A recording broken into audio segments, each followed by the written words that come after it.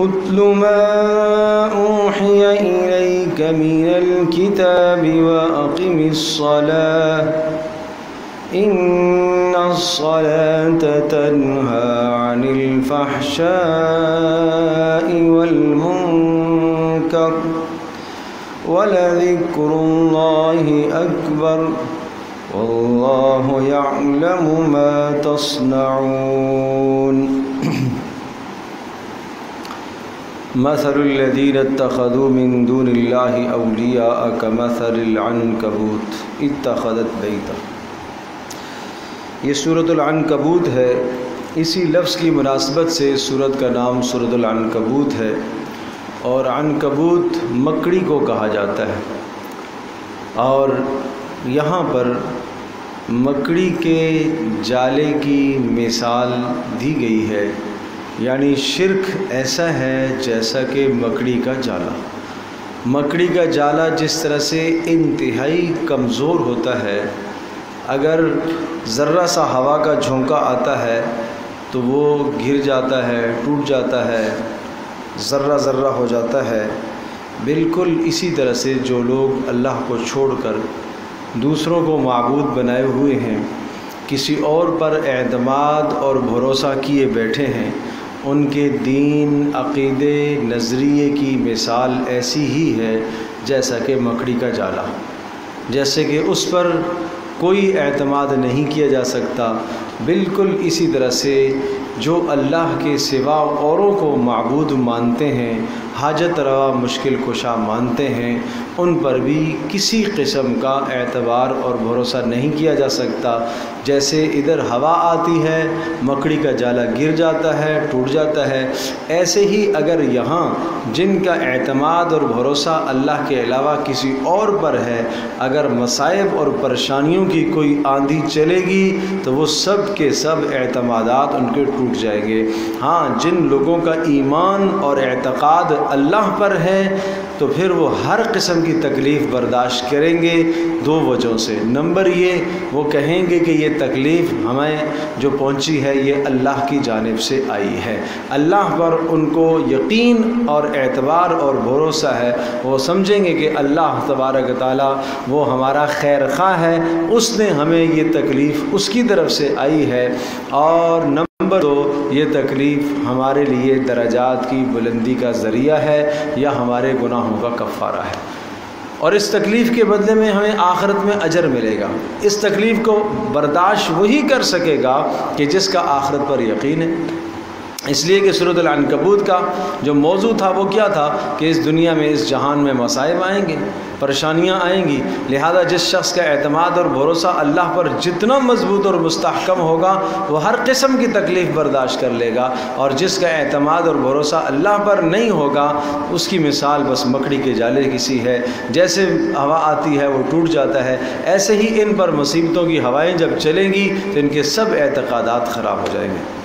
تو یہاں سے آگے سورہ عنکبوت کا دوسرا حصہ شروع ہو رہا ہے، اور اس دوسرے حصے میں پیارے پیغمبر صلی اللہ تعالیٰ علیہ وسلم پر ایمان لانے والوں کو کچھ تنبیہات بھی ہیں اور کچھ خوشخبریاں بھی اور کچھ احکام بھی دیے گئے۔ پہلے ایک مثال ہے، مثل الذین اتخذوا من دون اللہ، مثال ان لوگوں کی جنہوں نے اللہ کے علاوہ اوروں کو اپنا حاجت روا مانا ہے۔ میں ترجمہ کر رہا ہوں، اتخذوا من دون اللہ اولیاء، جو اللہ کے علاوہ اوروں کو اپنا حاجت روا مان رہے، مشکل کشا مان رہے ہیں۔ کمثل العنکبوت، مثالہم کمثل العنکبوت، ان کی مثال مکڑی کے جالے کی سی ہے، مکڑی کی طرح ہے۔ اتخذت بیتا، جو ایک جالا بناتی ہے، اپنا گھر بناتی ہے، اور جانتے ہیں آپ سب وَإِنَّ أَوْهَنَ الْبُيُوتِ لَبَيْتُ الْعَنْكَبُوتِ، کہ مکڑی کے جالوں میں، یعنی وَإِنَّ أَوْهَنَ الْبُيُوتِ، گھروں میں سے سب سے کمزور ترین، اوہن کمزور ترین گھر، لبیت العنکبوت، وہ تو مکڑی کا گھر ہوتا ہے۔ لو کانوا یعلمون، کاش کہ وہ سمجھیں اس مثال کو تو شرک نہ کریں۔ مکڑی کا جالا نہ تو ان کو سردی سے بچاتا ہے اور نہ گرمی سے۔ مکڑی کا جالا مکڑی کو نہ سردی سے بچا سکتا ہے نہ گرمی سے بچا سکتا ہے۔ بالکل اسی طرح سے اللہ کے علاوہ جو اوروں پر اعتماد اور بھروسہ کیے بیٹھے ہیں، اوروں کو حاجت روا اور مشکل کشا مان رہے ہیں، تو ان کا یہ اعتقاد اور نظریہ اور وہ اور ان کو دنیا کی کسی تکلیف سے نہیں بچا سکتے اور نہ آخرت کی تکلیف سے بچا سکیں گے۔ ان اللہ یعلم ما یدعون من دونہ من شیء، بے شک اللہ تبارک تعالیٰ جانتا ہے جو اللہ کے سوا جس کو یہ پکارتے ہیں، وہو العزیز الحکیم، اور فرمایا وہ غلبے والا ہے۔ وہ غلبے والا ہے معنی یہ ہے کہ وہ اپنے بندوں کی کو سزا دینے کا غلبہ رکھتا ہے لیکن سزا نہیں دیتا۔ الحکیم اس کی حکمت کا تقاضا ہے، وہ مؤخر کرتا رہتا ہے۔ وَتِلْكَ الْأَمْثَالُ نَضْرِبُهَا لِلنَّاسِ، اور یہ مثالیں ہم اس طرح سے لوگوں کے لیے بیان کرتے ہیں۔ وَمَا يَعْقِلُهَا إِلَّا الْعَالِمُونَ، لیکن ان مثالوں کو سمجھیں گے کون لوگ؟ جو عقل مند ہیں۔ وَمَا يَعْقِلُهَا، ان کو نہیں سمجھتے، إِلَّا الْعَالِمُونَ، مگر علماء ہی جانتے ہیں۔ کیا معنی عالمون سے؟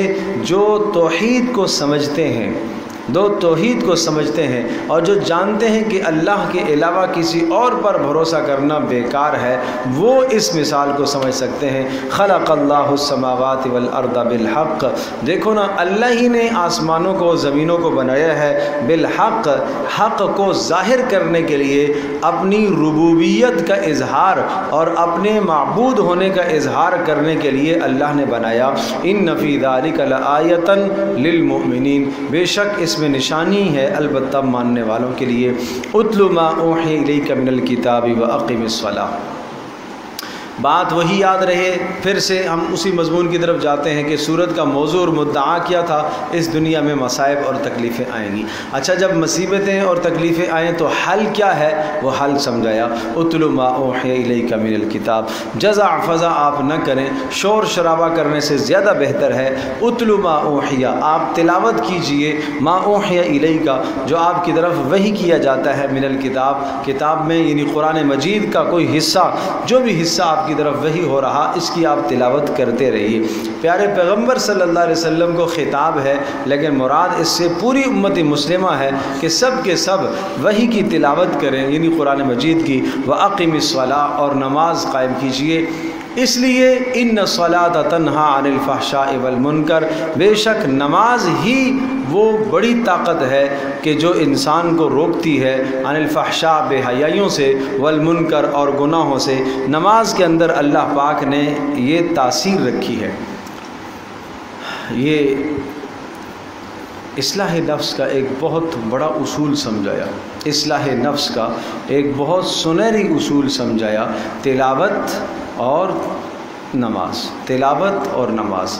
بھائی مشکلات تو ہر انسان پر اس جہان میں آتی ہیں، لہٰذا جب مشکلات ہوں تو اپنے اندر جو غم کی کیفیت ہے، اس غم کی کیفیت کو دور کرنے کے لیے تلاوت کیجئے اور نماز پڑھیے۔ لیکن نماز بھی ایسی نماز ہو، ان الصلاۃ، وہ نماز ہونی چاہیے کہ جو فرائض، واجبات، سنتیں، مستحبات، تمام آداب کی رعایت کے ساتھ نماز اگر پڑھی جائے تو اس نماز کے اندر یہ طاقت ہے کہ یہ روکتی ہے فحشاء، بے حیائی سے، والمنکر، خلاف شرع کام سے، ہر بے حیائی سے روکتی ہے، شرک سے، کفر سے، نفاق سے، گناہوں سے، نافرمانیوں سے نماز روکتی ہے۔ ایک حکیم، ایک ڈاکٹر ایک دوا تجویز کرتا ہے ایک بیمار کے لیے، اور دوا تجویز کرتے وقت وہ دوا کے خالص ہونے کو بتاتا ہے کہ شرط یہ ہے کہ یہ دوا تمہیں خالص مل جائے۔ پہلی بات یہ ہے کہ دوا خالص ملنی چاہیے۔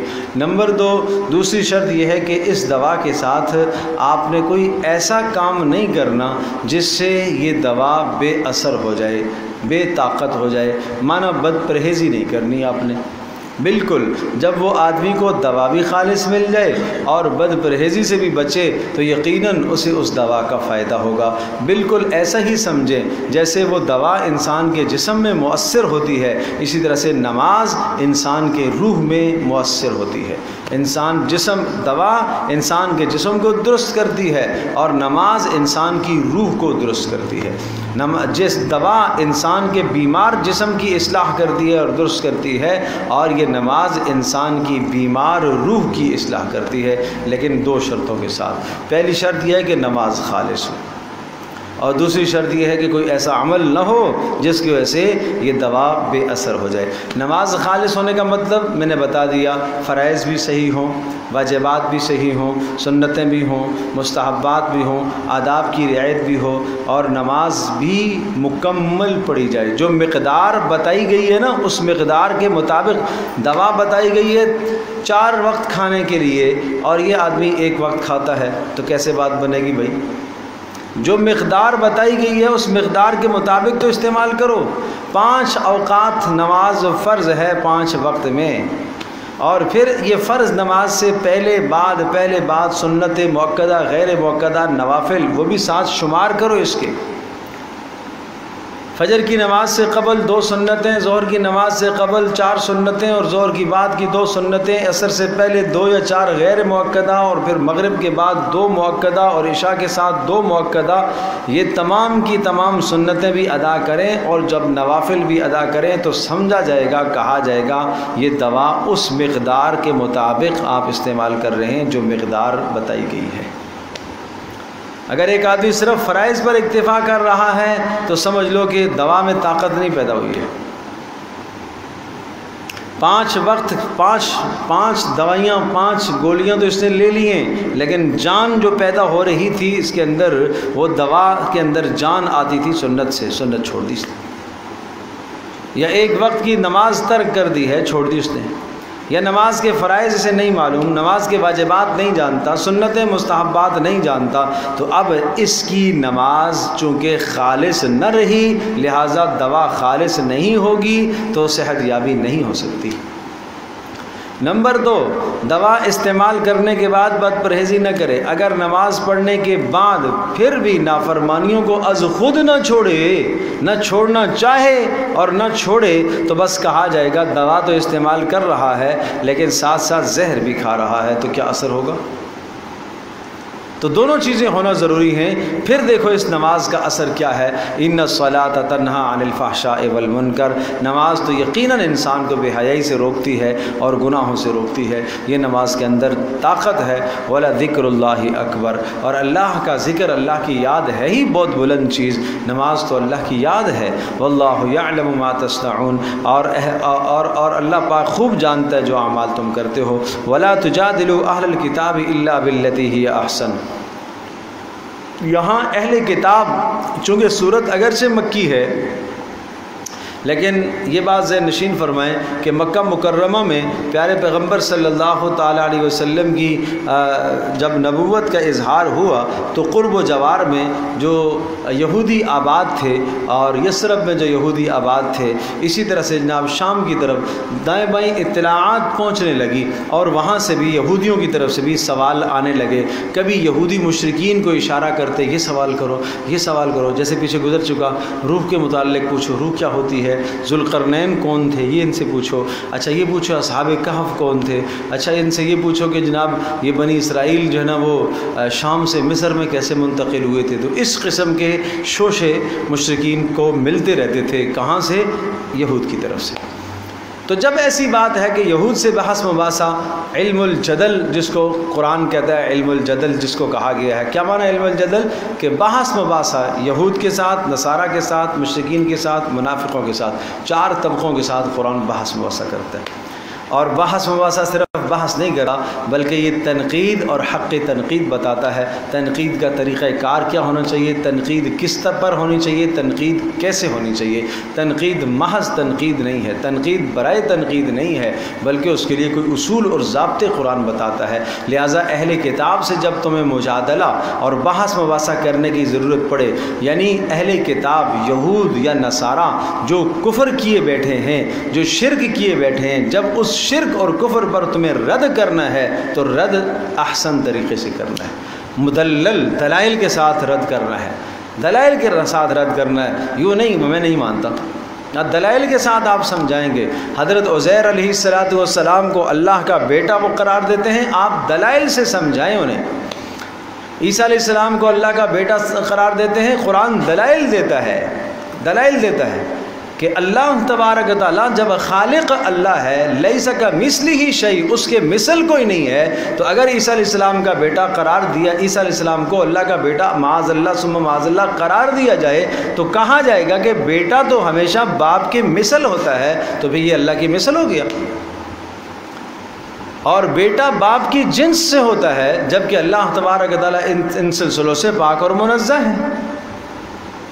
تو اس لیے دلائل سے سمجھایا گیا، ولا تجادلوا اہل الکتاب، اہل کتاب سے بحث مباحثہ نہ کیجیے گا، الا باللتی ہی احسن، الا بالخصلۃ التی ہی احسن، مگر بہترین اور خوبصورت انداز سے، ہاں الا الذین ظلموا منہم، البتہ جو ان میں سے ظالم لوگ ہیں اور جو شرک پر اڑے ہوئے ہیں اور محارب قتال کر رہے ہیں آپ کے خلاف، جنگ و جدل کر رہے ہیں آپ کے خلاف، ہتھیار اٹھا رہے ہیں، تو ٹھیک ہے آپ پھر ان کے خلاف اسی طرح سے آپ بھی کر سکتے ہیں۔ وَقُولُوا آمَنَّا بِالَّذِي أُنزِلَ إِلَيْنَا وَأُنزِلَ إِلَيْكُمْ، یہ بات سمجھنے کی ہے، بڑی غور سے سمجھنے کی بات ہے، صرف اہل کتاب پر نکیر نہیں ہے، تنقید نہیں ہے، آپ اہل کتاب سے کہیے، یعنی کہاں اہل کتاب سے مباحثہ کیجئے، کس طریقے سے؟ احسن اور بہترین طریقے سے، اور بہترین طریقہ کیا ہے؟ وقولو، آپ کہیے آمنا بالذی انزل الینا، دیکھو ہم اس قرآن پر ایمان رکھتے ہیں جو ہماری طرف اتارا گیا، وانزل الیکم، اور ہم ان کتابوں پر بھی ایمان رکھتے ہیں جو تمہاری طرف اتاری گئی، یعنی تورات و انجیل کو بھی ہم مانتے ہیں، تو پھر اختلاف کیوں کرتے ہو؟ دیکھو جب اس بات پہ ہم ایک ہیں، وَإِلَٰهُنَا وَإِلَٰهُكُمْ وَاحِدٌ، ہمارا بھی الہ ایک اللہ ہے اور تمہارا بھی ایک اللہ ہی ہے، تو پھر جھگڑا کیوں کرتے ہو؟ اس کو کہتے ہیں مجادلہ احسن، بہترین خوبصورت انداز سے بحث کرنا۔ وَنَحْنُ لَهُ مُسْلِمُونَ، اور دیکھو ہم اللہ ہی کے مطیع ہیں، ہم اللہ کے مطیع ہیں، آپ بھی اللہ کے مطیع بن جاؤ۔ وَكَذَلِكَ أَنزَلْنَا إِلَيْكَ الْكِتَابَ، جس طرح سے ان پر کتابیں اتری ہیں اسی طرح سے آپ پر بھی ہم نے کتاب اتاری۔ فَالَّذِينَ آتَيْنَاهُمُ الْكِتَابَ يُؤْمِنُونَ بِهِ، اور مزید بحث کا طریقہ سمجھایا نا، کس کے ساتھ؟ اہل کتاب کے ساتھ، اور اسی طرح سے آپ یہ بھی بتائیے فَالَّذِينَ آتَيْنَاهُمُ الْكِتَابَ، جن لوگوں کو ہم نے کتاب دی ہے، یعنی تورات و انجیل دی ہے گزشتہ زمانوں میں، یؤمنون بِهِ، وہ ایمان رکھتے ہیں، ان میں سے بعض ایمان رکھتے ہیں بِهِ، اس کتاب پر، کس کر؟ قرآن پر۔ عبداللہ بن سلام ہیں، عدی بن حاتم ہیں، کتنے یہود کے احبار اور نصارہ کے رہبان، بڑے بڑے علماء تھے جو قرآن پر ایمان لائے، محمد رسول اللہ صلی اللہ علیہ وسلم کی تصدیق کی، تو کہا دیکھو نا وہ بھی تو ایمان رکھتے ہیں، جب وہ ایمان رکھتے ہیں تو تم سب کو ایمان لے آنا چاہیے۔ وَمِنْ هَٰؤُلَاءِ مَن يُؤْمِنُ بِهِ، اور یہ مکہ والے بھی تو بعض ایسے ہیں جنہوں نے ایمان لایا، ابو بکر نے ایمان لایا، عمر بن خطاب ایمان لائے، عثمان غنی رضی اللہ عنہ ہم اجمعین ایمان لائے، علی المرتضیٰ اور بے شمار اصحاب مکہ والوں میں سے ایمان لائے، اہل کتاب میں سے بھی ایمان لائے اور مکہ والوں میں سے بھی ایمان لائے۔ اہل کتاب جن کے پاس گزشتہ دین تھا وہ بھی ایمان لائے، اور اہل مکہ جو امی تھے وہ بھی ایمان لائے، تو پھر سب کو لانا چاہیے۔ وما یجحد بآیاتنا الا الکافرون، جب پتہ چل گئی یہ بات کہ ہاں یہ حق ہے محمد کا لایا ہوا کلام، تو اب اس سے انکار کون کرتا ہے؟ وہ کافر ہی کرتا ہے، الا الکافرون۔ وما یجحد بآیاتنا، نہیں انکار کرتے ہماری آیتوں پر مگر وہی کہ جو کہ کافر ہیں۔ وما کنت تتلو من قبلہ من کتاب، میں عرض کر رہا تھا اہل کتاب سے بحث مباحثہ ہوتا ہے دلائل کے ساتھ، ایک دلیل سمجھو نا، پیارے پیغمبر صلی اللہ تعالی علیہ وسلم کی رسالت کی ایک خوبصورت دلیل۔ آپ جانتے ہو محمد رسول اللہ صلی اللہ علیہ وسلم اس مکہ کے ماحول میں پیدا ہوئے، آپ مکہ سے باہر نکلے نہیں، اور مکہ کے اندر آپ نے کسی کے پاس رہ کر کوئی سیکھا نہیں، مکہ میں کوئی کالج نہیں، کوئی یونیورسٹی نہیں، کوئی تعلیمی ادارہ نہیں، کوئی ثقافتی شہر نہیں ہے، کوئی ثقافتی شہر نہیں ہے، کوئی نامی گرامی شہر نہیں ہے کہ دنیا کی یہاں کوئی بڑی تہذیب ہو، لوگ آتے ہوں یہاں پر۔ ایک مکہ تو سنگلاخ پہاڑیوں کا نام ہے، ہے اس مکے کے اندر رہنے والا ایک شخص جو نہ مکے سے باہر نکلا نہ باہر سے اس کے پاس کوئی آدمی آیا، اچانک 40 سال کی عمر جب ہوئی تو اس کی زبان سے ایسا خوبصورت کلام نکلنا شروع ہوا، یہ اس بات کی کھلی دلیل نہیں ہے کہ یہ اللہ کا رسول ہے۔ اگر یہ ہو کہ یہ باہر گیا ہو تو سمجھ میں چلو ٹھیک ہے، تمہارے خیال کے مطابق کسی نے اس کو لکھ کے دیا ہو، یا یہاں اس کے پاس کوئی آتا ہو اور اس کو آگے لکھواتا ہو۔ ایک منٹ کے لیے اگر ہم یہ بات بھی مان لیتے ہیں کہ باہر سے کسی نے اس کو لکھ کے دے دیا، یا یہاں اس کے پاس بیٹھ کر کسی نے لکھا اور یہ لوگوں کو پڑھ کے سناتا ہے اور کہتا ہے اللہ کا کلام ہے، معاذ اللہ ثم معاذ اللہ، اگر یہی بات ہے تو پھر تم لاؤ نا اس کی مثال۔ اگر تم کہتے ہو انسانوں کا کلام ہے تو وہ بھی انسان ہے، تم بھی انسان ہو، لاؤ پھر اس کی مثال۔ اگر تم کہتے ہو نہیں کسی انسان نے مکہ میں اس کو سکھایا ہے، باہر سے نہیں آیا، مکہ میں ہی کسی نے اس کو سکھایا ہے، تو ٹھیک ہے تم لاؤ، تمہیں مہلت ہے۔ تو ہر طرف سے قرآن ایسے ان کو گھیر کے لاتا ہے، عاجز کرتا ہے۔ پہلی بات تو یہ بتاؤ کہ محمد رسول اللہ صلی اللہ علیہ وسلم جس ماحول میں پلے بڑے، یہ ماحول علمی ماحول نہیں ہے، ثقافتی ماحول نہیں ہے، کوئی ایسی اعلیٰ تہذیب یہاں پر میں نے عرض کیا کہ نہیں ہے کہ یہاں سے یہاں کا باشندہ اور یہاں کا رہنے والا کسی بہت بڑے کمال کو پہنچے وہاں کی ثقافت اور تہذیب کی وجہ سے۔ بات سمجھے نہیں سمجھے؟ نمبر 2، یہ خود باہر کہیں گے نہیں۔ نمبر 3، باہر سے ان کے پاس کوئی آ نہیں رہا، ایسا مجمع ان کے پاس لگتا نہیں، اس لیے کہ مکہ کی سیادت اور قیادت تو باقیوں کے پاس تھی، دوسروں کے پاس تھی، متولی تو بیت اللہ کے اور لوگ تھے۔ پیارے پیغمبر صلی اللہ علیہ وسلم تو الگ تھلگ رہتے تھے، تو پھر اچانک 40 سال کی عمر کو پہنچتے ہی اس کی زبان پر یہ کلام کیسے جاری ہو گیا؟ تو یہ گویا کہ قرآن سوال کر رہا ہے، مشرکین سے سوال ہے، یہود سے سوال ہے، کیسا اس کی زبان پر یہ کلام جاری ہو گیا؟ اور اگر تم کہتے ہو کہ کسی نے اس کو لکھ کر دیا ہے، کسی نے اس کو سکھایا ہے، یعلمہ بشر، جیسے پیچھے سورہ فرقان کے اندر بھی تفصیل سے آ چکی یہ بات، اگر لکھایا ہے تو پھر ٹھیک ہے، تم بھی لاؤ مثال۔ یہ بھی لکھ کے لاتا ہے تو تم بھی ایسا بھی لکھ کے لاؤ، اور تم کیا ہو؟ شعراء ہو، تم اپنی زبان پر عبور رکھتے ہو، کمال رکھتے ہو، لاؤ اس کی مثال۔ وما كنت تتلو من قبلہ، کتنی خوبصورت آیت، وما كنت تتلو، اور آپ نہیں تلاوت کرتے تھے، من قبلہ، اس قرآن کے نازل ہونے سے پہلے، من کتاب، کسی کتاب کو، یعنی یہود کی طرح آپ پہلے سے اہل کتاب بولو نہیں تھے نا، آپ پہلے سے اہل کتاب تو نہیں تھے، پہلے سے کوئی کتاب تو آپ کے پاس تھی نہیں، دین ابراہیمی کی کوئی کتاب آپ کے پاس تھی نہیں، دین موسوی یا عیسوی کی کوئی کتاب آپ کے پاس تھی نہیں، ولا تخطہ بیمینک، اور نہ آپ خط لکھتے تھے، نہ آپ ہاتھ سے لکھنا جانتے تھے، کہ اذن اگر ایسا ہوتا لرتاب المبطلون، تو باطل لوگوں کو شک پڑ جاتا کہ شاید یہ لکھ کر لایا ہے، شاید یہ بنا کر لایا ہے۔ تو جب یہ باتیں نہیں ہیں، بل ہوا آیات بینات، بلکہ یہ آیتیں ہیں، واضح کھلی نشانیاں ہیں، فی صدور الذین اوتوا العلم، اور ان لوگوں کے دلوں کے اندر جن کو علم دیا گیا ہے وہ سب اس کا اقرار کر چکے ہیں، اور یہ کتاب گویا کہ سینوں میں محفوظ ہے۔ وما یجحد بآیاتنا الا الظالمون، اور اس کا انکار تو ظالم لوگ ہی کرتے ہیں۔ وقالوا لولا نزل علیہ آیۃ من ربہ۔ ٹھیک ہے جی، اگر 1 منٹ کے لیے اب مشرکین کی طرف سے پھر سوال آیا، ٹھیک ہے اگر ہم مان لیتے ہیں کہ آپ اللہ کے رسول ہیں، آپ پر جو کتاب اتری ہے یہ اللہ کی کتاب ہے، آپ کہہ رہے ہیں تو ہم مان لیتے ہیں۔ سوال یہ ہے کہ اگر آپ رسول ہیں تو رسول تو معجزہ دکھایا کرتا ہے، آپ ہمیں معجزہ دکھائیے۔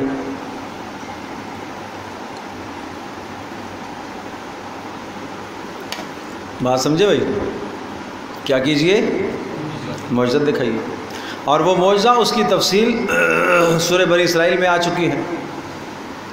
وَقَالُوا لَن نُؤْمِنَ لَكَ حَتَّى تَفْجُرَ لَنَا مِنَ الْأَرْضِ يَنبُوعًا، نہیں ایمان لائیں گے جب تک آپ اس زمین کو پھاڑ کر یہاں سے چشمے نہیں نکالیں گے، یا یہ کہ او تکون لک بیت من زخرف، سونے کا آپ کا گھر ہونا چاہیے، ہمیں دکھے، اور ہمیں دکھے، او ترقى فی السماء، آپ آسمان کی طرف چڑھیں، وَلَن نُؤْمِنَ لِرُقِيِّكَ، صرف آپ کے چڑھنے پر ہم ایمان نہیں لائیں گے، حتیٰ تنزل علینا کتابا نقرا، ہماری مجلس میں ہمیں دیکھتے دیکھتے آپ اوپر چڑھیں، اللہ کے پاس جائیں، ہمیں اللہ بھی نظر آ رہا ہو، آپ بھی نظر آ رہے ہوں، اللہ آپ کو کتاب دے رہا ہو اور اس کتاب پر لکھا ہوا ہو یہ کتاب اللہ کی جانب سے، ابو جہل کے نام، یہ فلاں کے نام، یہ فلاں کے نام، یہ فلاں کے نام، یہ اس طرح سے اگر آپ کتاب لے کے آتے ہیں تو ہم مانتے ہیں۔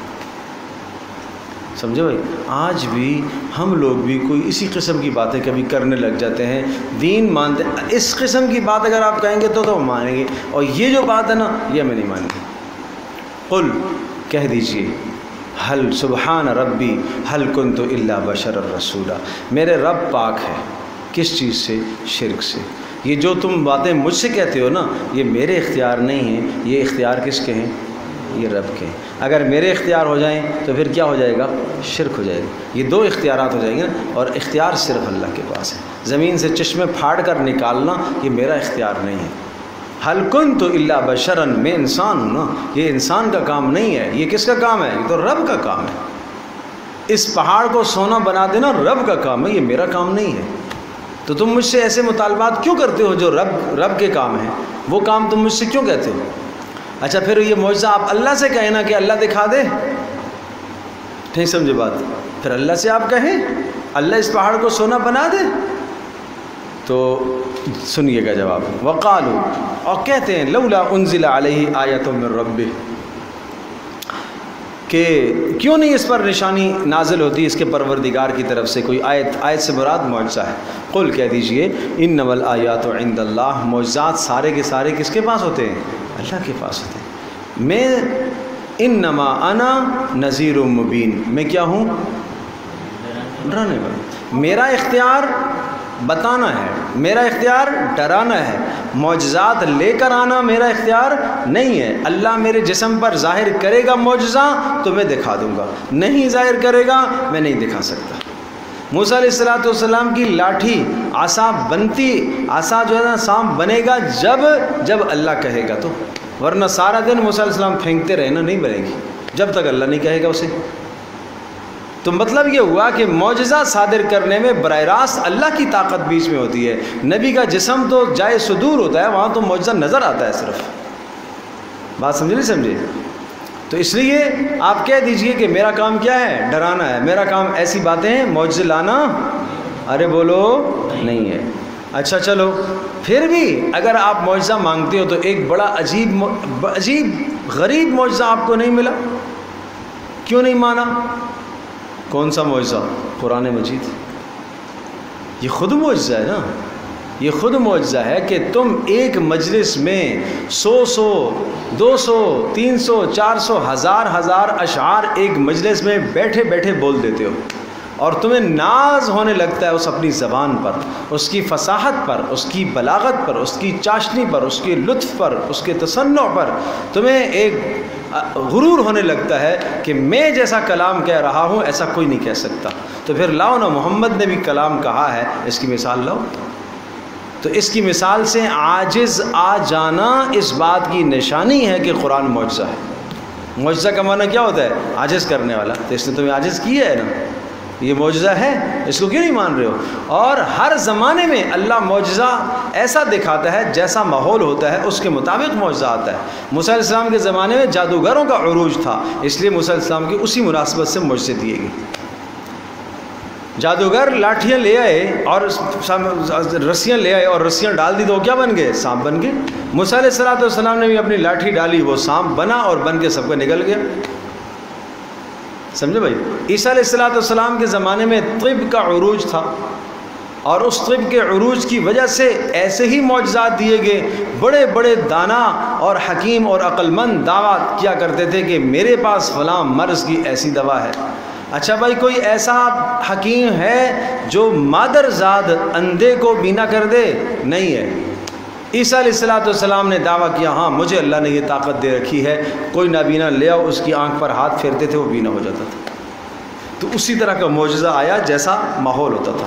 اور اس زمانے میں پیارے پیغمبر صلی اللہ علیہ وسلم جب مبعوث ہوئے، یہاں کیا ماحول تھا؟ یہاں سحر جادو نہیں ہے، یہاں طب کا عروج نہیں ہے، یہاں زبان کا عروج ہے۔ نہیں سمجھے بات؟ یا زبان کی فصاحت اور بلاغت ہے، زبان کا عروج تھا. ہیں جی امرؤ القیس کا شعر، وہ بیت اللہ کے ساتھ لٹکے ہوئے 7 قصیدے لٹکے ہوئے، چیلنج تھا پورے عرب کو. اس کی مثال لاؤ. جس آدمی نے محنت کر کے، دن رات کی محنت کر کے چند جملے بولے ہوتے، قطع کہے ہوتے، بیت اللہ کے ساتھ لٹکاتا. لاؤ بھائی اس کی مثال. اگلے دن مثال لگی ہوتی، اسی قافیے میں، اسی وزن پر، اسی طرح سے اس کا جواب لکھا ہوا ہوتا. وہ کہتا واقعی یہ جواب دینے والا، اس کا جواب میرے شعر سے زیادہ طاقتور اور وزنی ہے. وہ اپنی بات کو اتار دیتا. پھر اس کا جواب ایک تیسرا لے آتا. انا اعطیناک الکوثر نازل ہوئی، آپ علیہ السلام نے حکم دیا عمر لکھو اس کو اور جا کے بیت اللہ کے ساتھ لگاؤ. کوئی نہیں اس کی مثال لانے کے لیے آیا، کوئی نہیں آ سکا. سب کے سب عاجز آگے کہ نہیں بھائی یہ کوئی انسانی کلام نہیں ہے. میں سمجھتا ہوں کہ یہ بات ہمیں سمجھنے کے لیے ذرا مشکل اور دقت پیش آتی ہے، اس لیے کہ عربی ہماری زبان نہیں ہے. عربی ہماری زبان نہیں. ٹھیک ہے، آپ مثال کے طور پر آپ یہ سمجھیں، ایک اردو ایک شخص کی زبان نہ ہو، اس کو صحیح اردو پڑھنی بھی نہیں آتی، اس کو صحیح بولنی بھی نہیں آتی، وہ کسی دوسری تہذیب کا ہو، کسی دوسری زبان کا آدمی ہو، اچانک اس کی زبان سے کوئی فصیح اور بلیغ کلمہ ایک دم دیکھا کتنا خوبصورت بول رہا، ایسا بول رہا کہ بڑے بڑے اردو جاننے والے بھی اس کے سامنے عاجز ہیں، شاندار بولتے ہیں. تو کوئی مسئلہ اس کے ساتھ تو ہوا ہے نا. اسی طرح سے پیارے پیغمبر صلی اللہ تعالی وسلم، جس شخص نے زندگی میں کوئی شعر نہیں کہا، زندگی میں شعر نہیں کہا، جبکہ وہاں ہر شخص کی گٹی میں شعر تھا. سمجھے بھائی؟ زندگی میں اس شخص نے شعر نہیں کہا، اچانک یہ کتاب اس کی زبان سے جاری ہو گئی، تو کیا یہ کوئی کم معجزہ ہے تمہارے لیے؟ اب سنو، اولم یکفہم، کیا کافی نہیں ہے؟ انا انزلنا علیک الکتاب، کیا یہ معجزہ کافی نہیں ہے کہ ہم نے کتاب اتاری، یتلا علیہم، جو ان کے سامنے تلاوت کی جا رہی ہے. ان فی ذلک لرحمتا، اور اس کتاب میں رحمت بھی ہے اور نصیحت بھی ہے ایمان والوں کے لیے. تو یہ تو بہت بڑا معجزہ ہے. اچھا ٹھیک ہے، تم نہ مانو تو نہ مانو. قل، آپ فرما دیجئے، کفا باللہ بینی و بینکم شہیدا، اللہ گواہ کافی ہے میرے اور تمہارے درمیان میں. یعلم ما فی السماوات والارض، وہ جانتا ہے آسمان اور زمین کی ہر چیز کو. والذین آمنوا بالباطل، وہ لوگ جو باطل پر ایمان رکھتے ہیں، وکفروا باللہ، اور اللہ کا انکار کرتے ہیں، اولئک هم الخاسرون، یہ خسارے والے ہیں. ویستعجلونک بالعذاب، سمجھایا گیا انسان جب عاجز آ جاتا ہے نا، سامنے والے کا مقابلہ کرنے سے عاجز آ جاتا ہے، کوئی مقابلے کی صورت نہیں بنتی، تو پھر ایک دوسری صورت اختیار کرتا ہے. وہی صورت مشرکین نے بھی اختیار کی.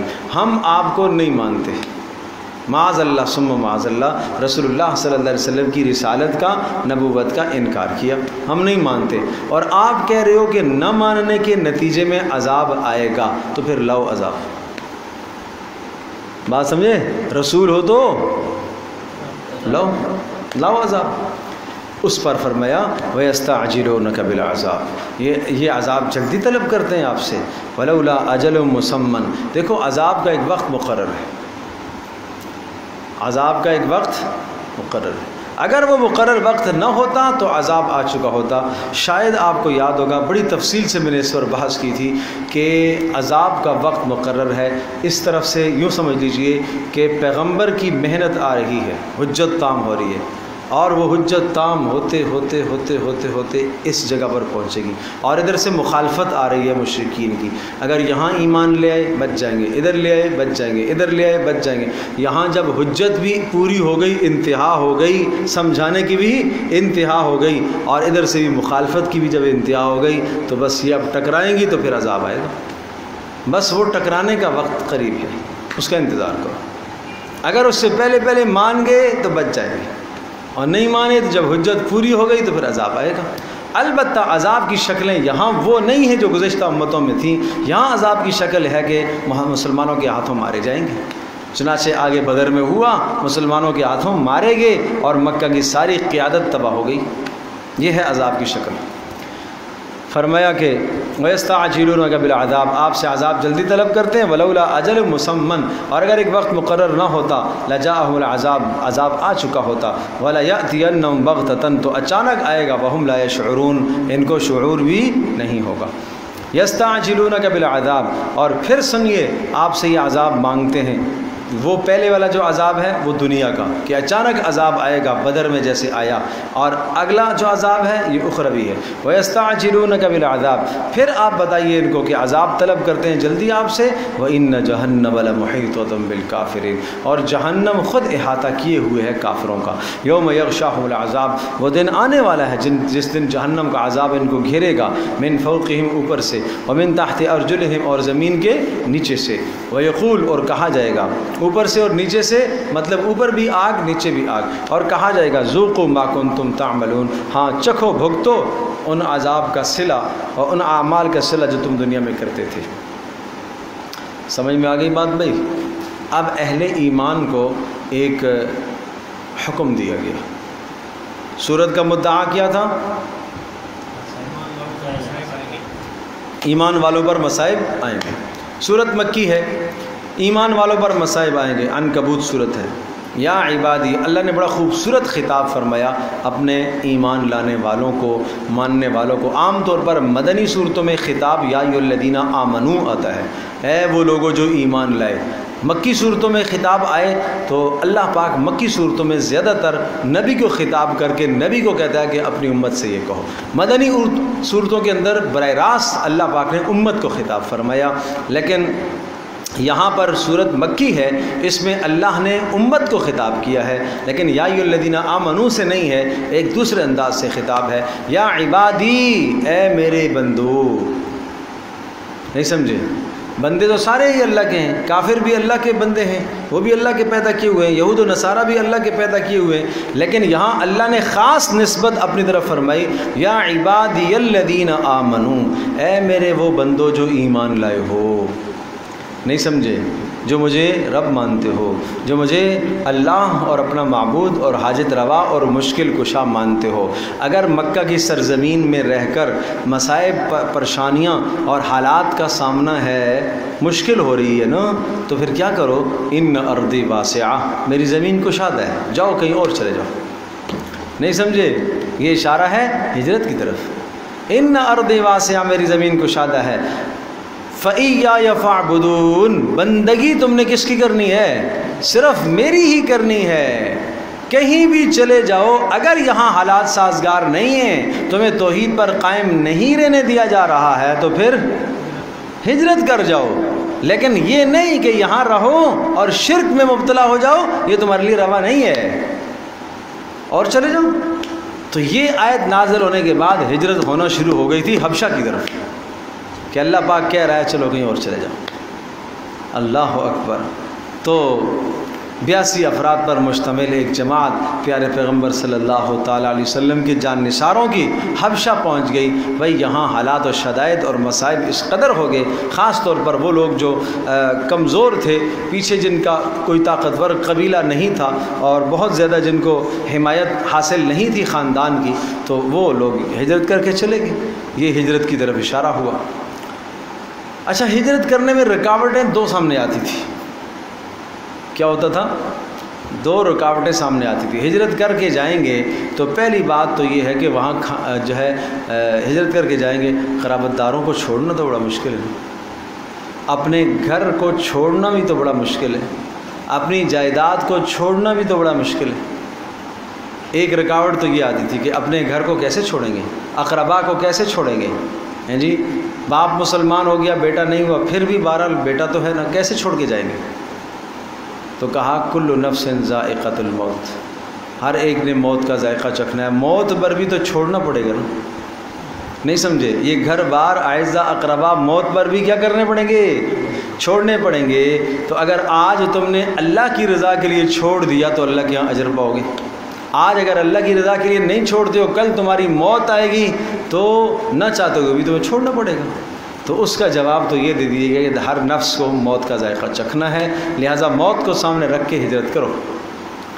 دوسری رکاوٹ یہ آتی تھی، ہجرت تو کریں لیکن اگر وہاں جائیں گے تو کھائیں گے کیا؟ نہیں سمجھے؟ وہاں جائیں گے تو کھائیں گے کیا؟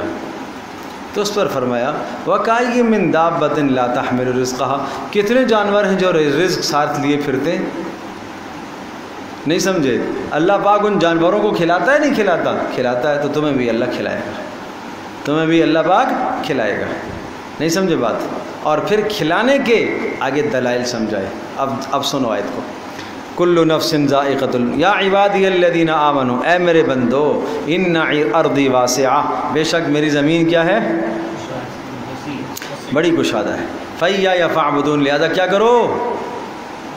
میری ہی بندگی کرو۔ کل نفس، اگر موت سے ڈرتے ہو، وطن چھوڑنا پڑے گا، تو پھر کیا ہے؟ عائزہ اقربا، اور اسی طرح سے گھر بار چھوڑنا ہے، اس سے جدائی ہے، تو کل نفس ذائقۃ الموت، ہر ایک نے موت کا ذائقہ چکھنا ہے۔ ثم الینا ترجعون، پھر تم ہماری طرف لوٹائے جاؤ گے، شرکاء کی طرف نہیں، جو اللہ کے ساتھ تم نے شریک ٹھہرائے نا، ان کی طرف نہیں۔ والذین آمنوا وعملوا الصالحات، اور وہ لوگ جو ایمان لائے اور اچھے اعمال کیے، اور اچھے اعمال میں ہجرت بھی شامل ہے۔ نہیں سمجھے؟ اچھے اعمال میں کیا شامل ہے؟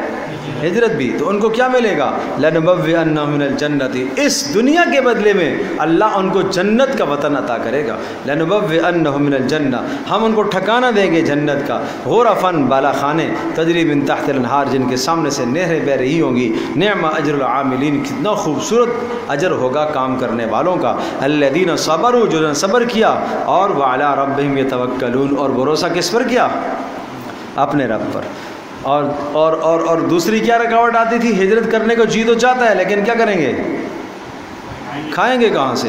وَكَأَيٍّ مِّن دَابَّةٍ، بتاؤ کتنے چوپائے ایسے ہیں لا تحمل رزقها، جو اپنے ساتھ رزق اٹھائے نہیں پھرتے۔ اللہ یرزقها، اللہ انہیں بھی کھلاتا ہے، وَإِيَّاكُمْ، اور تمہیں بھی کھلاتا ہے۔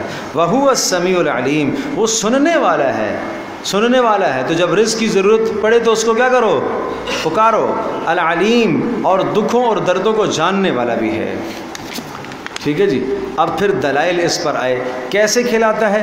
وَلَئِن سَأَلْتَهُم مَّنْ خَلَقَ السَّمَاوَاتِ، اگر ان سے پوچھا جائے، اگر آپ ان سے سوال کریں آسمانوں کو کس نے بنایا، اور الارض، زمین کو کس نے بنایا، وَسَخَّرَ الشَّمْسَ وَالْقَمَرَ، اور چاند اور سورج کو کام میں کس نے لگایا، لَيَقُولُنَّ، یہ کہیں گے اللہ۔ نہیں سمجھے؟ اللہ نے کیا۔ آسمان زمین کس نے بنائے؟ اور آسمان سے بارشیں بھی اللہ نے برسائی، زمین سے غلے بھی اسی نے اگائے، اور سورج چاند ستاروں کو اسی نے بنایا۔ تو پھر تم سمجھو نا، جب اس کام میں اللہ اکیلا ہے، آسمان زمین کے بنانے میں اور سورج چاند کو کام میں لگانے میں وہ اکیلا ہے، تو عبادت میں بھی وہ کیا ہے؟ اکیلا ہے۔ بندگی بھی اسی ہی کی کرو۔ فَأَنَّىٰ يُؤْفَكُونَ، پھر تم کہاں بھٹکتے پھرتے ہو؟ کیوں شرک کی طرف جاتے ہو؟ اللہ يَبْسُطُ الرِّزْقَ لِمَن يَشَاءُ وَيَقْدِرُ، اللہ جسے چاہتا ہے رزق، اللہ جسے چاہتا ہے رزق پھیلا دیتا ہے جس کے لیے، اور جس کے لیے چاہتا ہے وہ تنگ کر دیتا ہے۔ یہ سوال آیا، اچھا اگر رزق اللہ کے پاس ہے تو پھر روزیاں تنگ کیوں کرتا ہے؟ فلاں بھوکا مر رہا ہے، فلاں کو نہیں مل رہا، فلاں کو زیادہ ہے، تو کہا یہ آزمائش ہے۔ ان اللہ بکل شیء علیم، اللہ ہر شے کو خوب جاننے والا ہے۔ کیا وقت ہو گیا؟ اچھا بھی ٹائم ہے۔ وَلَئِن سَأَلْتَهُم مَّن نَّزَّلَ مِنَ السَّمَاءِ، اور اگر آپ ان سے پوچھیں کہ من نزل من السماء، آسمان سے کس نے برسایا ماءً، پانی کو، فَأَحْيَا بِهِ الْأَرْضَ، اور اس کے ذریعے سے بنجر زمین کو کس نے زندہ کیا، لَيَقُولُنَّ، کہیں گے اللہ، کس نے کیا؟ اللہ نے۔ قل، پھر فرمائیے الحمدللہ۔ کیا مطلب؟ ہاں، دلائل کے تام ہونے پر اللہ کی تعریفیں ہیں، تسلیم کرنے پر بھائی شکر ہے، اتنا تو مانا ہے نا تم لوگوں نے۔ ہاں، الحمدللہ، بل اکثرہم لا یعقلون، لیکن کچھ اکثریت ایسے ہیں جو کہ عقل ہی نہیں رکھتے۔ اچھا بھائی، تمہیں ہجرت کرنے کو جی نہیں چاہتا ہیں، دل پریشان ہوتا ہے اس دنیا کے مال و متاع کی خاطر، تو سن لو وما هذه الحیات الدنیا الا لہو ولعب، یہ دنیا یہ لہو ہے، کھیل تماشا ہے بس، وان الدار الاخرۃ لہی الحیوان، اور حقیقی زندگی تو کیا ہے؟ آخرت کی زندگی ہے۔ لو کانوا یعلمون، کاش کہ یہ سمجھے۔ فاذا رکبوا فی الفلک دعوا اللہ مخلصین لہ الدین، یہ حال تو ان مشرکین کا بھی ہے، سب کے سب کا۔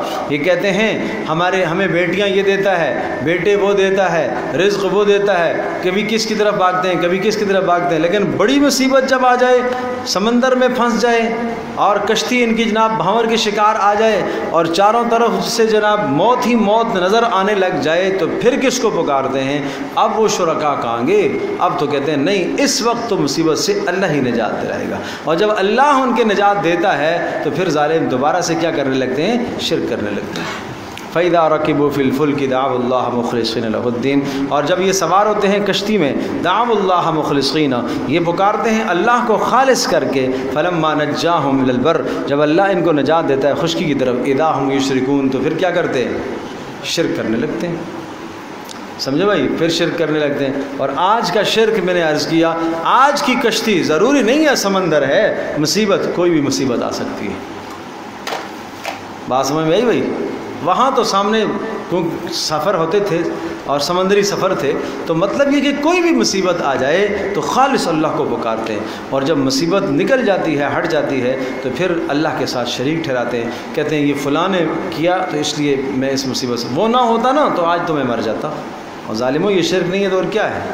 ہیں آج پیسہ کام آ گیا، آج علم کام آ گیا، آج صلاحیت کام آ گئی، آج فلاں کام آ گیا، یہی شرک نہیں ہے تو اور کیا ہے؟ فلاں جو کام آیا، ارے ظالم وہ کام آیا، اس کو کام میں لگایا کس نے ہے؟ وہ تو اللہ نے لگایا نا، طاقت تو پیچھے اللہ کی ہے، اللہ نے اس کو تو ذریعہ بنایا۔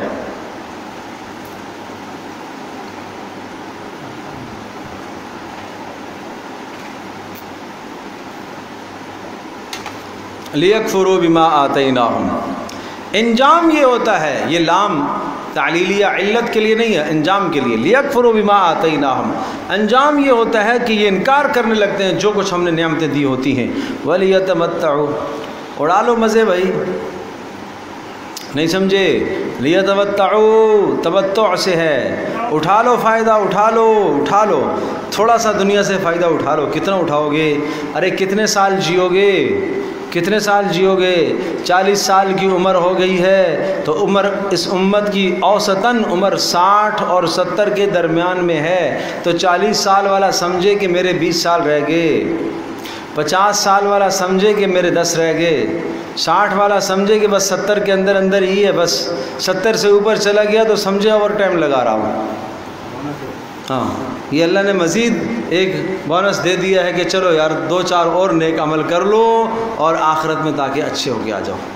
یہ اللہ نے ایک موقع دیا ہے، یہ اللہ نے موقع دیا ہے میرے عزیز، اللہ نے موقع دیا ہے، عمر پوری ہونے کے بعد یہ موقع ہے اللہ کا کہ چلو اب تھوڑی سی کوشش کر لو، دنیا میں کمائے، دنیا میں وقت لگایا سارا، اب تھوڑی سی کوشش کر لو۔ لیکن پھر بھی آدمی نہیں سمجھتا، تو پھر جب موت آ جائے گی تو پھر کیا ہوگا؟ اب کہا جائے گا کہ جناب اب سارے جمع ہو، قرآن خوانی بھی کرو، اب یہ بھی کرو، اب وہ بھی کرو، ساتھ کچھ بیچارہ لے کے گیا نہیں ہے۔ بڑے خطرے کی بات ہے۔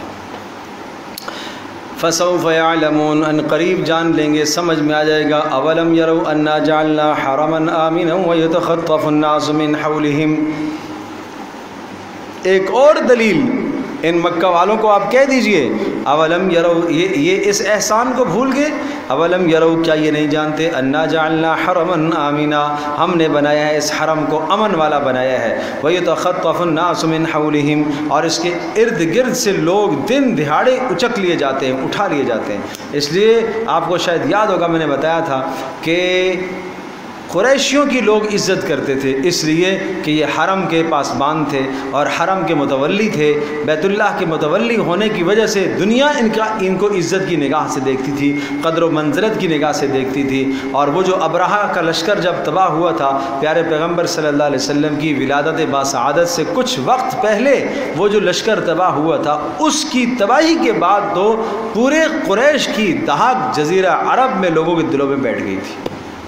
اس لیے سورہ قریش میں یاد فرمایا لإیلاف قریش ایلافہم رحلۃ الشتاء والصیف فلیعبدوا رب ھذا البیت، یعنی یہ اصحاب فیل کا قصہ کیوں پیش آیا؟ الم تر کیف فعل ربک کے بعد فوری صورت آئی ہے سورہ قریش۔ کیا آپ نے نہیں دیکھا تیرے پروردگار نے ہاتھی والوں کے ساتھ کیا کیا، اور ان کے قید اور مکر کو اللہ نے ذلیل و خوار کیا، اور ان پر پرندوں کے جھنڈ چھوڑے، اور ان پرندوں نے کنکروں سے ان کو ہلاک اور تباہ کیا، اور ان کو کھائے ہوئے بھوسے کی طرح کیا۔ یہ سب کچھ کیوں ہوا؟ لإیلاف قریش، تاکہ قریش کی محبت لوگوں کے دلوں میں ڈالی جائے۔ کیوں؟ اس لیے کہ قریش سے نبی آخر زمانے آنا ہے، قریش کی اہمیت ہوگی تو پھر قریش کی مشہور شاخ بنو ہاشم کی اہمیت بیٹھے گی، اور بنو ہاشم کی اہمیت لوگوں کے دلوں میں ہوگی تو محمد رسول اللہ کی اہمیت آئے گی۔ بھائی یہ پیارے پیغمبر کی تیاری تھی، ساری ان کی آمد کی تیاری تھی۔ بات سمجھے نہیں سمجھے؟ ہاں، تو وہی منظر یاد دلایا کہ ان کو پتہ ہے۔ بتائیے ذرا، کیا ایسا نہیں تھا کہ حرم کے ارد گرد سے لوگ اٹھا لیے جاتے تھے افبل، اور لیکن تمہیں یہاں امن دیا جاتا تھا، وَيُتَخَطَّفُ النَّاسُ مِنْ حَوْلِهِمْ، اچک لیے جاتے تھے آس پاس سے، لیکن حرم کو ہم نے احترام والا بنایا۔ افبالباطل یؤمنون، کیا پھر بھی یہ باطل پر ایمان رکھتے ہیں، کفر پر اور شرک پر؟ وَبِنِعْمَةِ اللَّهِ يَكْفُرُونَ، اور اللہ کی نعمتوں کا انکار کرتے ہیں۔ فَمَنْ أَظْلَمُ مِمَّنِ افْتَرَىٰ عَلَى اللَّهِ كَذِبًا، اس سے بڑا ظالم کون ہو سکتا ہے جو اللہ پر جھوٹ باندھے۔ أَوْ كَذَّبَ بِالْحَقِّ، یا حق کو جھٹلائے جب آ جائے۔ أَلَيْسَ فِي جَهَنَّمَ مَثْوًى لِلْكَافِرِينَ، کیا جہنم ٹھکانا کافی نہیں ہے کافروں کے لیے؟ وَالَّذِينَ جَاهَدُوا فِينَا، اب وہی بات ہے، اس دنیا میں مصائب آئیں گے، خلاصہ یاد رکھیے گا، دنیا میں کیا آئیں گے؟ مصائب آئیں گے، لیکن والذین جاہدوا فینا، جو ہمیں پانے کی جتنی جہد کرے گا، جتنی کوشش کرے گا، جو ہمیں پانے کی جتنی محنت کرے گا، جتنی کوشش کرے گا، جتنے مصائب برداشت کرے گا، لنہدینہم سبلنا، ہم اس کے لیے راستے کھول دیں گے۔ لنہدینہم سبلنا، ہم اس کے لیے کیا کریں گے؟ راستے۔ تو اس لیے میرے عزیز دوستو، مقاصد زندگی، مقصد زندگی اللہ کی رضا رکھو، اللہ کی رضا۔ اے اللہ، میں کاروبار میں بھی جا رہا اس لیے تاکہ تو راضی ہو جائے، ماں بہن گھر میں کچن میں کھڑی ہے اس لیے یہ کام کر رہی ہوں، اس گرمی کو جھیل رہی ہوں تاکہ تو راضی ہو جائے۔ ہر عمل میں اللہ کی رضا چاہو نا۔ شوہر کی خدمت اس لیے کر رہی ہوں یا اللہ تو راضی ہو جائے، بچوں کی اچھی تربیت اس لیے کر رہی ہوں یا اللہ تو راضی ہو جائے، ماں باپ کی خدمت اس لیے کر رہا کہ یا اللہ تو راضی ہو جائے۔ ہر عمل میں اللہ کی رضا کو مد نظر رکھو، اپنے کو خاطر میں لاؤ ہی نہیں۔ یہ کام کروں گا تو دنیا میں شہرت ملے گی، دنیا میں نیک نامی ملے گی، لوگ کہیں گے واہ جی واہ۔ ارے بھائی واہ جی واہ کو چھوڑ دو، اس سلسلے کو ہی چھوڑ دو۔ کیا کرو؟ بس اللہ راضی ہو جائے، بس اللہ راضی ہو جائے، بس اللہ راضی ہو جائے۔ اس لیے فرمایا والذین جاہدوا فینا، جو ہمیں پانے کے لیے جتنی محنت کرے گا، کیا کریں گے ہم؟ لنہدینہم سبلنا، اس کے لیے راستے کھولیں گے۔ وإن اللہ لمع المحسنین، اور اللہ پاک بے شک ساتھ ہے ان لوگوں کے جو کیا ہیں؟ محسن ہیں، مخلص، نیکوکار ہیں۔ سورۃ الروم مکی سورت۔ سورہ عنکبوت کا موضوع ہو گیا، اس دنیا میں کیا آئیں گے؟ مصائب آئیں گے، اور والذین جاہدوا فینا، ہمیں پانے کے لیے محنت تمہیں کرنی چاہیے۔ یہ مصائب کیا کر لینے چاہیے؟ جھیل لینے چاہیے، یہ مصیبتیں برداشت کر لینی چاہیے۔ اور اگر تمہارے لیے یہاں رہ کر ہماری عبادت کرنا، میری عبادت کرنا ممکن نہ ہو تو چھوڑو، ہجرت کر جاؤ، دوسری جگہ پر چلے جاؤ۔ بالآخر آج تم پریشان ہو اور کافروں کا غلبہ اور ہولڈ ہے، ایک دن آئے گا اللہ تبارک تعالیٰ تمہیں غلبہ دے گا۔ اب الف لام میم، یہ یہاں پر غلبے کے دلائل ہیں۔ اس صورت میں کیا ہے؟ غلبے کے دلائل۔ اللہ پاک کمزوروں کو بالآخر کیا کرے گا؟ غالب کرے گا۔ اگر یاد رہ جائے تو بڑی پیاری بات ہے۔ اگر یاد رہ جائے تو بڑی پیاری باتیں ہیں. سورہ عنکبوت یاد ہے؟ اور سورہ عنکبوت سے پہلے کیا سورت تھی؟ قصص. قصص یاد ہے؟ اس سورہ قصص میں کہا تھا کیا کہ ان فرعون علا فی الارض وجعل اہلها شیعا یستضعف طائفة منهم یذبح ابناءهم ویستحیی نساءهم انہ کان من المفسدین. یہ گویا کہ بالکل مکہ والوں کو ایک منظر، ایک نقشہ کھینچ کے بتایا کہ ارض مصر کے اندر بھی جو حال آج مکہ میں ہے یہ حال ارض مصر میں بھی تھا.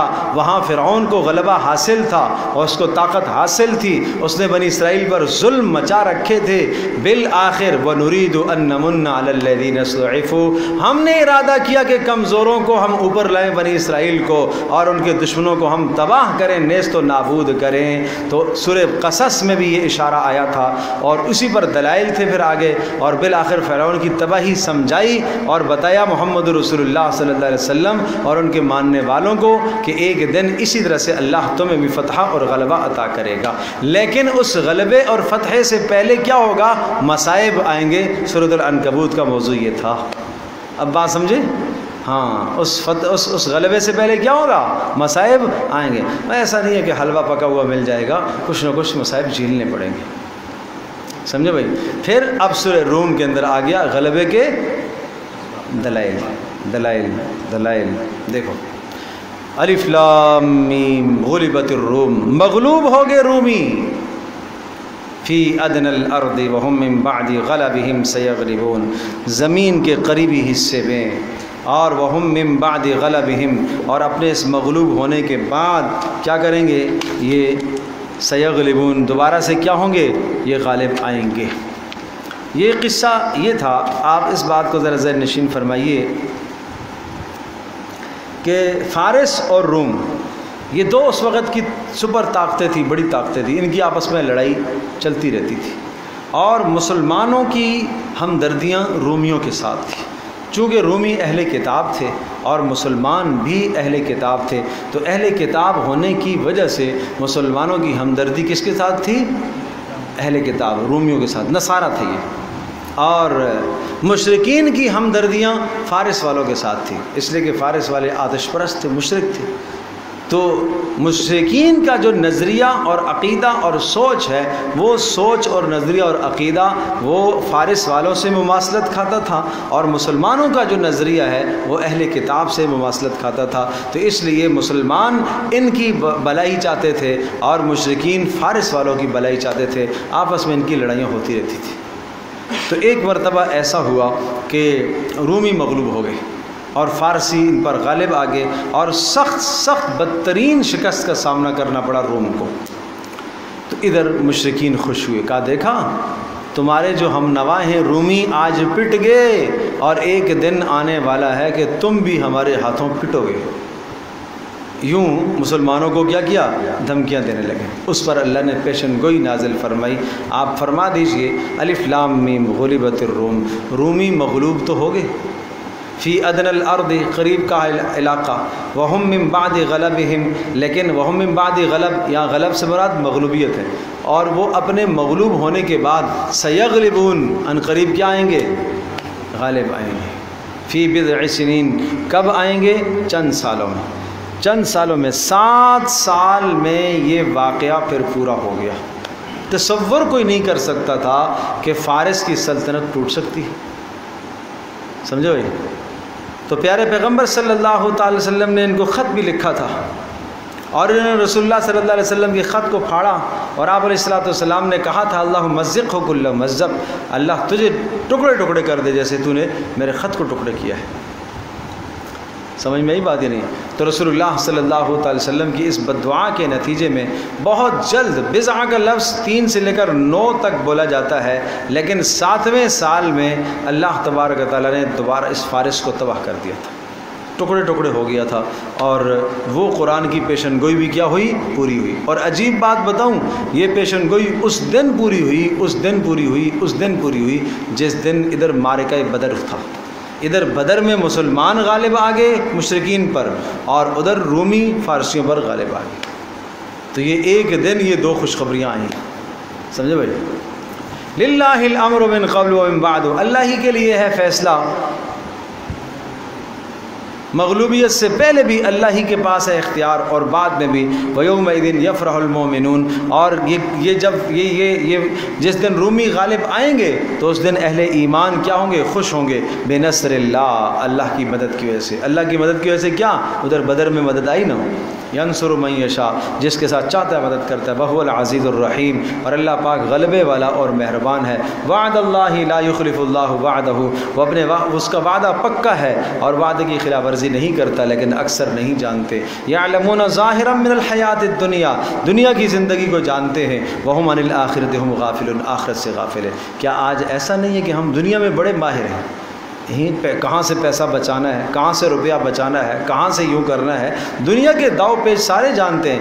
آخرت، ارے بھائی نماز پڑھتے ہو جی، بس پڑھ لیتے ہیں، کبھی پڑھ لیتے ہیں کبھی نہیں پڑھ لیتے، ارے نماز کے فرائض آتے ہیں اور جی بس بچپن میں کچھ پڑھے تھے سیکھے تھے، بس اب یاد تو نہیں ہے، قرآن صحیح پڑھنا آتا ہے، بس وہ بچپن میں ایک انٹی سے پڑھا تھا۔ یہ ہے وہم عن الآخرۃ ہم غافلون، آخرت سے غافل، آخرت سے کیا ہیں؟ غافل۔ قربانی کا موسم آ رہا ہے، مسائل نہیں معلوم، سیزن آ رہا قربانی کا، مسائل نہیں جانتے ہیں جی۔ سب قربانی کر رہے ہیں، کیوں کر رہے ہو؟ اور جی سب کر رہے ہیں، چلو ہم بھی کر رہے ہیں، سب کر رہے ہیں، سب کے گھر میں جانور آیا تو ہمارے گھر میں بھی ہے۔ بچے کہہ رہے ہیں جناب گائے لانی ہے، چلو جی گائے لانی ہے۔ بیگم صاحبہ کہتی ہے جناب کیا ہے اس مرتبہ اونٹ کرنا ہے، جی اونٹ لانا ہے۔ یہ چاہتے پوری ہو رہی ہیں۔ قربانیاں اس چیز کا نام نہیں ہے، قربانیاں پیچھے بڑے سبق ہیں ان کے، تو وہ سبق نہیں معلوم، وہ قربانی کا فلسفہ نہیں پتہ، وہ قربانی کے مسائل نہیں جانتے، وہ قربانی کا سبب کیا تھا وہ نہیں جانتے، مقصد کیا تھا نہیں جانتے، ہدف کیا تھا نہیں جانتے، قربانی کے بعد انسان کے نظریات کیا ہونے چاہیے نہیں جانتے، بس یہ دنیا کی زندگی جانتے ہیں، آخرت سے بالکل غافل۔ اولم يتفکروا فی انفسهم ما خلق اللہ السماوات والارض وما بینہما الا بالحق واجل مسمى۔ اب آگے دلائل، غلبے کے دلائل۔ اولم يتفکروا فی انفسهم، کیا اپنی جانوں میں غور و فکر نہیں کیا؟ تم بچپنا تھا، تمہارا بچپن تھا، کمزور تھے، اور جوانی میں آئے کہ نہیں آئے؟ نہیں سمجھے؟ طاقتور ہوئے کہ نہیں ہوئے؟ اور اس طاقتور ہونے کے بعد پھر واپس بڑھاپے کی طرف جب جاؤ گے تو کمزوری آئی کہ نہیں آئی؟ ایک حالت سے دوسری حالت میں بدلنا کس کا کام ہے؟ اللہ کا کام ہے۔ آج مکہ کی سرزمین میں اگر تم مغلوب ہو، اللہ تمہیں غالب کرے گا۔ نہیں سمجھے بات؟ یہ غلبے کے دلائل ہیں۔ اولم یتفکروا فی انفسہم، اپنی جان میں غور و فکر کیوں نہیں کرتے؟ ما خلق اللہ السماوات والارض، نہیں پیدا کیا اللہ پاک نے آسمانوں کو اور زمینوں کو اور جو کچھ ان کے بیچ میں ہے، الا بالحق، مگر حق کو ظاہر کرنے کے لیے، اور آسمانوں اور زمینوں کو پیدا کیا ہوا اجل مسمى، ایک وقت مقررہ تک، وان کثیرا من الناس، بے شک بہت سارے لوگ، بلقاء ربہم، اپنے پروردگار کی ملاقات سے، لکافرون، کیا کرنے والے ہیں؟ انکاری ہے، آخرت کے انکاری ہے۔ اولم یسیروا فی الارض، غلبے کے دلائل دیکھنے ہیں تو اولم یسیروا فی الارض، ان سے پوچھو زمین میں سفر کیوں نہیں کیا انہوں نے؟ کبھی سفر نہیں کیا؟ فینظروا کیف کان، پھر دیکھو انجام کیا ہوا، کیف کان عاقبۃ الذین من قبلہم، ان لوگوں کا انجام کیا ہوا جو ان سے پہلے تھے، جن کو ہم نے ہلاک کیا رسولوں کی تکذیب کرنے کی وجہ سے۔ کانوا اشد منہم قوہ، جو ان سے زیادہ طاقتور تھے، وآثاروا الارض وعمروها، اور زمین کو انہوں نے خوب آباد کر رکھا تھا۔ آثار الارض، زمین کو انہوں نے آباد، ہاں، وآثار الارض وعمروها، زمین کو اکھیڑ کے پھینک دیتے تھے، وعمروها اکثر مما عمروها، اور زمین کو انہوں نے آباد کر رکھا تھا مکہ والوں سے بھی زیادہ، وعمروها، زمین کو انہوں نے آباد کر رکھا تھا اکثر زیادہ، مما، اس سے، عمروها، جو انہوں نے آباد کیا ہوا، کنہوں نے؟ مکہ والوں نے۔ وجاءتهم رسلهم بالبينات، اور ان کے پاس رسول آئے دلائل لے کر، فما كان الله ليظلمهم، اللہ نے ظلم نہیں کیا، ولكن كانوا انفسهم يظلمون، انہوں نے خود کیا کیا؟ اپنی جانوں پر ظلم کیا۔ ثم كان عاقبة الذين اساءوا السوء، اور پھر انجام ہوا ان لوگوں کا، ثم كان، پھر تھا انجام، عاقبۃ الذین، ان لوگوں کا انجام، اساءوا، جنہوں نے کیا کیا؟ برائی کی جنہوں نے، ان کا انجام کیا تھا؟ السوء، برائی ہی ان کا انجام تھا، اس لیے ان کذبوا بآیات اللہ، اللہ کی آیات کو جھٹلاتے تھے، وکانوا بہا یستہزئون، اور مذاق اڑاتے تھے۔ اللہ یبدأ الخلق ثم یعید، دلائل غلبے کے اللہ ہی ہے جو پیدا کرتا ہے پہلی بار، ثم یعیدہ، اور دوبارہ بھی پیدا کرتا ہے۔ تو جو رب اس مرے ہوئے انسان میں جان ڈالتا ہے وہ اس مرے ہوئے معاشرے کو بھی زندہ کر سکتا ہے۔ رجوع تو کرو اس کی طرف۔ آج کا مرا ہوا معاشرہ جو ہے، آج کا مرا ہوا بے جان ہوا معاشرہ اس کو دوبارہ زندہ کر سکتا ہے۔ کیوں مایوس ہو گئے اللہ کی ذات سے؟ رجوع تو کرو۔ ثم الیہ ترجعون ویوم تقوم الساعۃ، جس دن قیامت قائم ہوگی، یبلس المجرمون، اس دن مایوس ہو جائیں گے مجرم، ولم یکن لہم من شرکائہم، نہیں ہوں گے اس دن ان کے کوئی شرکاء میں سے شفعاء، سفارشی کوئی نہیں ہوگا، وکانوا بشرکائہم کافرین، اور اپنے شرکاء سے انکاری ہوں گے، ویوم تقوم الساعۃ، اور جس دن قیامت قائم ہوگی، یتفرقون، اس دن جدا جدا ہو جائیں گے، فاما الذین آمنوا وعملوا الصالحات، وہ لوگ جو ایمان لائے اور نیک اعمال کیے، فہم فی روضۃ یحبرون، وہ جنتوں میں ہوں گے، روضہ وہ جنت میں ہوں گے، یحبرون ینعمون، ان کو انعام دیا جائے گا، جنت میں ان کو کیا کیا جائے گا؟ انعام۔ وَأَمَّا الَّذِينَ كَفَرُوا، اور وہ لوگ جنہوں نے کفر کیا، وَكَذَّبُوا بِآيَاتِنَا، ہماری آیات کو جھٹلایا، وَلِقَاءِ الْآخِرَةِ، اور آخرت کے دن کو انہوں نے جھٹلایا، فَأُولَٰئِكَ فِي الْعَذَابِ مُحْضَرُونَ، وہ عذاب میں کیا کیے جائیں گے؟ حاضر، محضر حاضر۔ لہٰذا کیا کرنا چاہیے؟ فسبحان اللہ حین تمسون، اللہ کی تسبیح بیان کرنی چاہیے، فسبحان اللہ، سبحوا سبحان اللہ، اللہ کی تسبیح بیان کرو، حین تصبحون، حین تمسون، جب تم شام کرو، شام سے مراد مغرب اور عشاء، وحین تصبحون، اور جب تم صبح کرو، فجر کی نماز، وَلَهُ الْحَمْدُ فِي السَّمَاوَاتِ وَالْأَرْضِ، اسی کے لیے آسمان اور زمین میں حمد اور تعریف، وَعَشِيًّا، اور بولو نہیں بھائی، تم سون، جب تم شام کرو، شام سے مراد کون سی نمازیں بتائی میں نے؟ مغرب اور عشاء۔ تصبحون، جب تم صبح کرو، کون سی نماز بتائی؟ فجر کی، عشیًا عصر کی، وحین تظہرون، جب تم ظہر کرو، عشیًا عصر ہے، ٹھیک ہے نا؟ عشاء شام، زوال کے بعد کے وقت پر عشاء کا اطلاق ہوتا ہے۔ صباح مساء، صباح صبح کا وقت، مساء شام زوال کے بعد، اور اس کو عشاء بھی کہتے ہیں، تو اس لیے عشیًا سے مراد عصر کی نماز ہے۔ ٹھیک ہے، اچھی بات ہے، وہ تم سون میں اوپر آ گیا نا، ٹھیک ہے ہاں۔ وحین تظہرون، اور جب تم ظہر کرتے ہو، کوئی حرج نہیں، 5 نمازوں کا تذکرہ پورا آ گیا۔ یخرج الحی من المیت و یخرج المیت من الحی، غلبے کے دلائل نہیں سمجھے؟ وہ بچہ انڈے کے اندر ہوتا ہے، بیچارہ دبا ہوا ہوتا ہے، اللہ اس کو پھاڑتا ہے، توڑتا ہے، اس کے اندر جان پیدا کرتا ہے، اس انڈے سے یہ باہر آتا ہے، اور گٹھلی سخت ہے جو نہیں ٹوٹتی، اس کو زمین کے اندر ڈالا جاتا ہے، اللہ اس کو نرم کرتا ہے، پھر نرم کرنے کے بعد اس کو پھاڑتا ہے، اس کے اندر سے کومپل باہر نکلتا ہے۔ جو اللہ یہ طاقت رکھتا ہے وہ مغلوبوں کو غالب کرنے کی طاقت رکھتا ہے، سمجھے نہیں سمجھے؟ یخرج الحی من المیت، اللہ پاک نکالتا ہے الحی زندہ کو، من المیت کس سے؟ مردے سے، چوزے کو نکالتا ہے انڈے سے، ویخرج المیت، اور میت کو نکالتا ہے من الحی، انڈے کو مرغی سے، ویحیی الارض بعد موتها، اور اللہ پاک زندہ کرتا ہے زمین کو بنجر ہونے کے بعد، وکذالک تخرجون، اسی طرح سے تم بھی نکالے جاؤ گے، ہاں قیامت کے دن اٹھائے جاؤ گے۔ وَمِنْ آيَاتِهِ أَنْ خَلَقَكُم مِّن تُرَابٍ ثُمَّ إِذَا أَنْتُمْ بَشَرٌ تَنْتَشِرُونَ، اب یہ سب دلائل ہیں، غلبے کے دلائل، غلبے کے دلائل دیکھو۔ وَمِنْ آیَاتِهِ، اور اس کی قدرت کی دلیلوں میں سے ایک یہ ہے، ان خلقکم، اس نے تمہیں پیدا کیا، من ترابن، کس چیز سے؟ مٹی سے، ثم اذا انتم، پھر تم بشرن ہو گئے ہو انسان، تنتشرون، چلتے پھرتے ہوئے زمین میں۔ وَمِنْ آیَاتِهِ، اور اس کی قدرت کی نشانیوں میں سے، ان خلق لکم، اس نے پیدا کیا تمہارے نفع کے لیے۔ یاد رکھیے گا، اس نے پیدا کیا کس لیے؟ تمہارے نفع کے لیے، من انفسکم، تمہاری جنس میں سے، ازواجن، کیا پیدا کیا؟ بیویوں کو۔ سن لیں تمہارے نفع کے لیے۔ پتہ یہ چلا کہ عورت اس دنیا میں پیدا کی گئی آدمی کے نفع کے لیے۔ اصل عبادت مرد کی ہے، عورت تابع ہے اس کے، عورت تابع ہے۔ ہاں، مرد کی بندگی مکمل نہیں ہے جب تک عورت اس کے ساتھ مددگار نہ بنے تو۔ اور جوڑا کیوں بنایا؟ شادی کیوں ہے؟ لِتَسْكُنُوا إِلَيْهَا، تاکہ تمہیں اس سے سکون حاصل ہو۔ شادی کی غرض کیا سمجھائی؟ سکون، تاکہ تم سکون حاصل کرو، سکون کی زندگی تم گزارو۔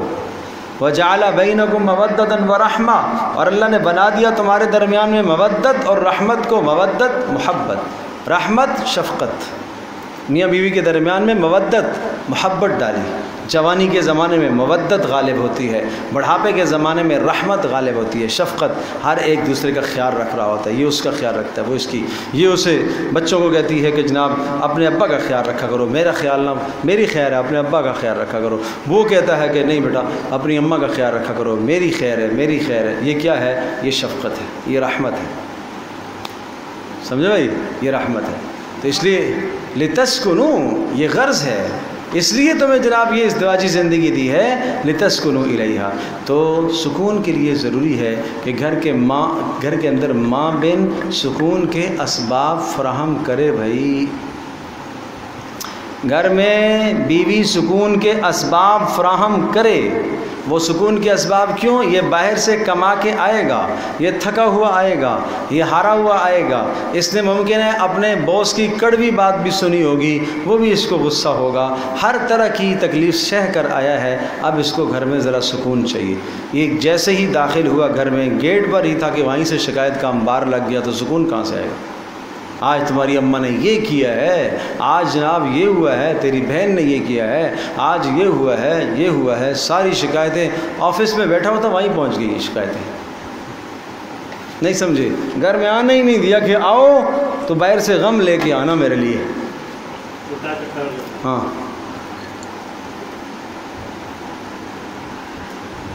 ظلم کرتی ہیں، بڑا ظلم کرتی ہیں شوہروں پر، یہ بڑا ظلم ہے، سمجھنا چاہیے ان کو، یہ بڑا ظلم ہے، بالکل ان کو تحمل کرنا چاہیے، صبر کرنا چاہیے، شکایت نہیں ظاہر کرنی چاہیے، برداشت کر لینا چاہیے، ماں کی، شوہر کے ماں کی بات کو برداشت کر لینا چاہیے، باپ کی بات کو برداشت کر لینا چاہیے۔ ٹھیک ہے، شوہر کو بھی خیال رکھنا چاہیے، لیکن یہ بھی پی جائیں، اس لیے پی جائیں کہ یہ میرے شوہر کی ماں ہے، یہ میرے شوہر کا باپ ہے، چلو اس لیے پی جائے، اس توسط سے، اس نیت سے یہ پی جائے، اللہ اس کو اجر دے گا کہ یہ میرے گھر کے اندر میں کوئی ایسا عمل نہ کروں جس عمل سے شوہر کو بے سکونی ہو اس گھر کے اندر۔ سمجھے بھائی؟ ان فی ذلک لآیات لقوم یتفکرون، بے شک اس میں نشانیاں ان لوگوں کے لیے جو غور و فکر کرنے، سکون اختیار کرنے دیا کرو۔ اتوار والے دن سکون اختیار کرنے دیا کرو، چھٹی والے دن ہوتا ہے سارے کاموں کی فہرست بنا کے رکھ دیتی ہے، یہ بھی کرنا ہے، یہ بھی کرنا ہے، یہ بھی کرنا ہے، یہ بھی کرنا ہے۔ سمجھے بھائی؟ یہ اچھا نہیں ہے بھائی، یہ اچھا نہیں ہے۔ گھر کے کام کاج، اندر کے کام جو بن پڑیں از خود کر لیا کرو، از خود کر لیا کرو، شوہروں کو عزت دیا کرو، کوشش کیا کرو، اس میں اجر ہے تمہارے لیے۔ ہاں، ان فی ذلک لآیات لقوم یتفکرون، کتنی اچھی بات ہو کہ خود بھی آؤ اور شوہروں کو بھی لے کے آؤ، یہ قرآن کی مجلس میں لے کے آیا کرو، ہیں لے کے آؤ ان کو بھی، خود بھی آؤ، چلو چلتے ہیں جنت کے باغ میں، یہ جنت کے باغیچے ہیں نا دنیا میں، قرآن کی مجالس جنت کے باغیچے ہیں، ایسے میں لے کے آؤ۔ وَمِنْ آيَاتِهِ خَلْقُ السَّمَاوَاتِ وَالْأَرْضِ، اور اس اللہ کی قدرت کی نشانیوں میں سے آسمانوں اور زمینوں کا پیدا کرنا، وَاخْتِلَافُ أَلْسِنَتِكُمْ وَأَلْوَانِكُمْ، اور تمہاری زبانوں کا اختلاف اور تمہارے رنگوں کا اختلاف، إِنَّ فِي ذَلِكَ لَآيَاتٍ لِلْعَالِمِينَ، اس میں نشانیاں ہیں جہان والوں کے لیے۔ دیکھو نا، دن سے رات لاتا ہے، رات سے دن لاتا ہے، اور دیکھو نا تمہاری زبانوں کا اختلاف ہے، اور دیکھو نا تمہارے رنگوں کا اختلاف ہے۔ یہ سب اللہ کی قدرت کی نشانیاں نہیں ہیں۔ پیدا ہونے کا راستہ سب کا ایک ہی ہے، سبب ایک ہی ہے سب کا، لیکن رنگوں کا اختلاف، زبانوں کا اختلاف۔ وَمِنْ آيَاتِهِ مَنَامُكُمْ بِاللَّيْلِ، اور اسی طرح سے اس کی قدرت کی نشانیوں میں سے مَنَامُكُمْ بِاللَّيْلِ، تمہارا سونا رات کو، وَالنَّهَارِ، اور دن کو، وَابْتِغَاؤُكُمْ مِنْ فَضْلِهِ، اور اس کے فضل کا تلاش کرنا، رات کو سونا اور دن کو اس کا فضل تلاش کرنا۔ رات کو کیا کرنا؟ سونا، رات بنائی ہے سونے کے لیے، منامکم باللیل، رات کو سونا، اور والنہاری، دن کو اگر سونا مراد دیا جائے تو قیلولہ ہے۔ وابتغاؤکم من فضلی، یا النہار کا تعلق وابتغاء کے ساتھ ہے، اور تم اس کا فضل تلاش کرتے ہو، کس میں؟ دن کے اندر اس کا فضل تلاش کرتے ہو۔ ان فی ذلک لآیات لقوم یسمعون، اس میں نشانیاں ہیں سننے والوں کے لیے۔ ومن آیاتہ، اور اس کی قدرت کی نشانیوں میں سے یریکم البرق، وہ تمہیں دکھاتا ہے چمک بجلی کی بارش سے پہلے، خوفاً و طمعاً، اسے دیکھ کر تمہیں خوف بھی آتا ہے، امید بھی ہونے لگتی ہے۔ خوف اس لیے آتا ہے کہیں ایسا نہ ہو بجلی کون جائے، کڑک کڑک کی گر جائے اور گھر تباہ ہو جائے اور میں خود تباہ ہو جائیں۔ وَيُنَزِّلُ مِنَ السَّمَاءِ مَاءً، اور آسمان سے وہ اتارتا ہے بارش کو، فَيُحْيِي بِهِ الْأَرْضَ، اور زندہ کرتا ہے اس پانی کے ذریعے سے کس کو؟ بنجر زمین۔ إِنَّ فِي ذَلِكَ لَآيَاتٍ لِقَوْمٍ يَعْقِلُونَ، اس میں نشانیاں ہیں عقل والوں کے لیے۔ وَمِنْ آيَاتِهِ أَن تَقُومَ السَّمَاءُ وَالْأَرْضُ، اور اس کی نشانیوں میں سے یہ ہے أَن تَقُومَ السَّمَاء، کہ آسمان قائم ہے، وَالْأَرْضُ، اور زمین بھی کیا ہے؟ قائم ہے، بِأَمْرِهِ، اس کے حکم کے ساتھ۔ یہ امری کا تعلق شروع کے ساتھ ہے، للہ الامر من قبل و من بعد، سارا اختیار قبل الفتح اور قبل الغلبہ، یا بعد الفتح اور بعد الغلبہ بھی اسی کا اختیار ہے، آسمان اور زمین کا بھی اختیار اسی کے پاس ہے۔ ثم اذا دعاکم دعوة، جب وہ تمہیں پکارے گا ایک ہی مرتبہ قیامت میں، من الارض اذا انتم تخرجون، تم نکلنے لگ جاؤ گے زمین سے اگ کر اللہ کے دربار میں پہنچ جاؤ گے۔ وَلَهُ مَنْ فِي السَّمَاوَاتِ، اور اسی ہی کا ہے آسمانوں میں جو کوئی ہے، اسی ہی کا ہے۔ یہ وَلَهُ جہاں لفظ آتا ہے تو میں نے آپ کو بتایا تھا، ملکن، خلقن، تصرفن، مالک بھی وہی ہے، خالق بھی وہی ہے، متصرف بھی وہی ہے۔ آسمانوں میں جو ہیں وہ بھی اسی کے ہیں، اور زمینوں میں جو ہیں وہ اسی کے ہیں۔ کُلٌّ لَهُ قانتون، سب کے سب اس کے سامنے جھکے ہوئے ہیں۔ قانتون قنوت سے ہے، معنی یہ ہے کہ خشوع اور خضوع کرنے والے۔ وَهُوَ الَّذِي يَبْدَأُ الْخَلْقَ، وہی ہے جو پیدا کرتا ہے مخلوق کو پہلی بار، ثُمَّ يُعِيدُهُ، پھر دوبارہ، وَهُوَ أَهْوَنُ عَلَيْهِ، اور دوبارہ پیدا کرنا اس کے لیے کیا ہے؟ آسان ہے۔ یہ آسان تمہارے اعتبار سے بتایا ہے، ورنہ اس کے لیے تو پہلا اور دوبارہ برابر ہے۔ وَلَهُ الْمَثَلُ الْأَعْلَى فِي السَّمَاوَاتِ، اور اس کے اور بھی بڑے بڑے کارنامے ہیں آسمانوں کے اندر اور زمینوں کے اندر، سب کچھ۔ وَلَهُ الْمَثَلُ الْأَعْلَى، بلند صفات ہیں اس کی آسمانوں میں اور زمینوں میں۔ وَهُوَ الْعَزِيزُ الْحَكِيمُ، اور وہ غلبے والا ہے، وہ تمہیں دوبارہ غالب کر سکتا ہے، اور اسی طرح سے الحکیم، حکمت والا ہے، جب وقت آئے گا تو غلبہ عطا کرے گا۔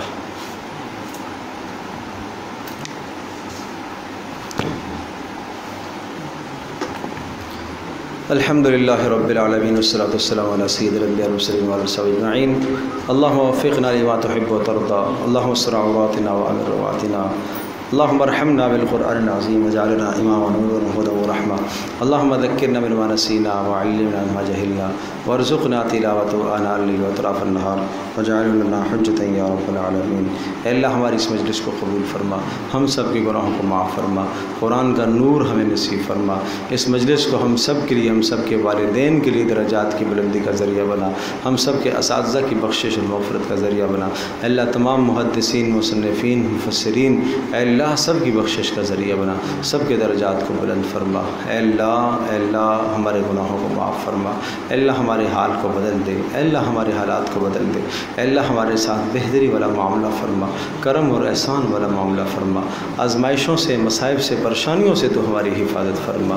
اے اللہ مصائب سے، آزمائشوں سے، پریشانیوں سے ہماری حفاظت فرما۔ اے اللہ ہماری دعاؤں کو قبول فرما۔ وصلی اللہ تعالی علی خیر خلق محمد صلی اللہ علیہ وسلم۔